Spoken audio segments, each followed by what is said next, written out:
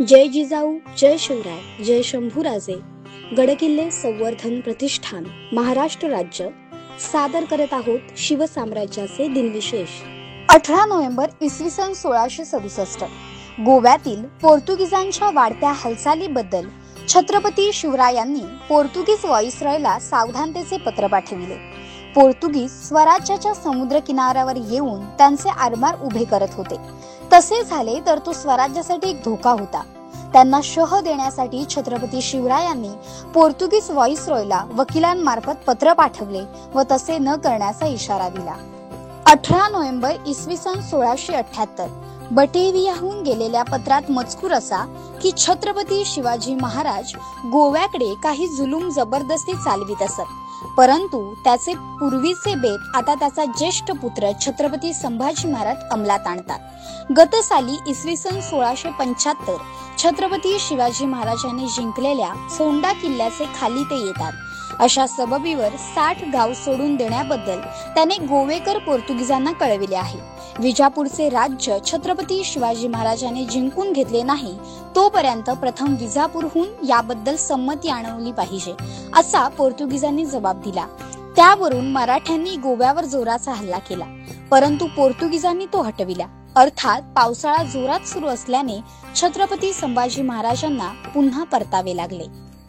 18 November इसवी सन 1681 छत्रपती शिवाजी महाराजांनी जावळीवर स्वारी केली होती. त्यावेळी दीपाऊ बांदल यांनी आपला मुलगा त्या मोहिमेत महाराजांच्या बरोबर पाठविला होता. महाराजांनी त्याबद्दल दीपाऊ बांदल यांनी साडी चोळीसाठी मौजे पहेर खुर्द येथे इनाम दिले होते. या इनामच्या संदेप्रमाणे तिथले अधिकारी वागत नसल्याचे दीपाईचा नातू शंकराजी रायजीचा लेक याने शंभूराजेंना भेटून सांगितले. त्यामुळे कर्तव्यदक्ष शंभूराजेंनी मावळ प्रांताच्या राजश्री गोपाळ राजियाला लिहिले की हाली तुम्ही स्वामी संदेची उजूर करिता म्हणून दीपाईचा नातू शंकराजी रायजीचा लेक हुजूर येऊन विदित केले व कैलासवासी स्वामींची पत्रे दाखवली. त्यावरून कळू आले. ऐसियाची मौजे परहेर बांदल साडीचोळी म्हणून दीपाईस इनाम दिले. औलाद अफवाद चालवीत जाणे, ताजे संदेशी उजूर करीत ना जाणे. 18 नोव्हेंबर इसवी सन 1772 श्रीमंत थोरले माधवराव यांचे निधन. वयाच्या 27व्या वर्षीच त्यांनी इहलोकीची यात्रा संपविली. तसेच रमाबाई पण त्यांचे बरोबर सती केल्या.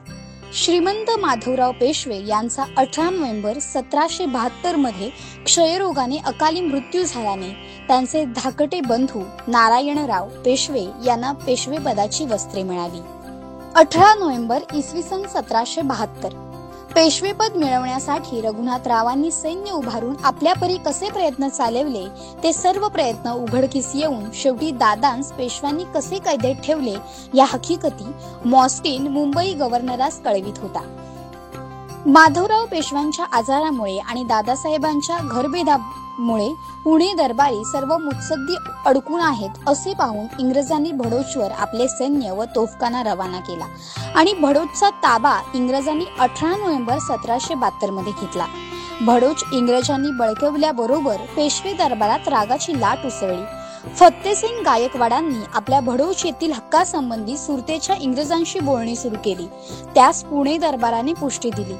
स्वारीचे अरिष्ट नको असा पोक्त विचार करून इंग्रजांनी 1773च्या जानेवारीत भडोच शहरावरील गायकवाडांचा वसूलचा हिस्सा पूर्वीप्रमाणे त्यांना दिला जाईल असे कबूल केले. 18 नोव्हेंबर इसवी सन 1773 मुधोजी भोसले आपल्या सैन्यासह दादास आळेगावी येऊन मिळाले. तिथून दोघेही नळदुर्गास आले. नळदुर्गास 5 नोव्हेंबर रोजी निजाम अल्लीचा वकील दादास भेटला. त्याच्या मार्फत निजाम अल्लीची फौज जी साबाजी भोसले साथ देत होती आणि जिच्या सहाय्याने साबाजी भोसले पुण्यावर चाल करून येत होते त्या फौजेस परत बोलवा असे बोलणे दादांनी निजाम अल्लीकडे लावले. निजाम अल्लीने ही गोष्ट मानली नाही. त्रिंबकराव पेठे ह्यावेळी फौजेचे मुख्य होते. दादांनी त्रिंबकरावास 10,000 सैन्य देऊन पुण्यावर घाला घालण्याच्या बेतात असलेल्या साबाजी भोसल्यावर रवाना केले आणि स्वतः निजाम अल्लीस भेटण्यास बिदरकडे त्यांनी कूच केले. दादा निजाम अल्ली यांची भेट 18 नोव्हेंबर 1773 रोजी होऊन तहाची बोलणी झाली आणि मित्रत्वाचा तह केला. दादांनी आपला 1 महिना फुकट घालविला. 23 डिसेंबरला दादांनी बिदर सोडले आणि अर्काटच्या दिशेने त्यांनी कूच केले.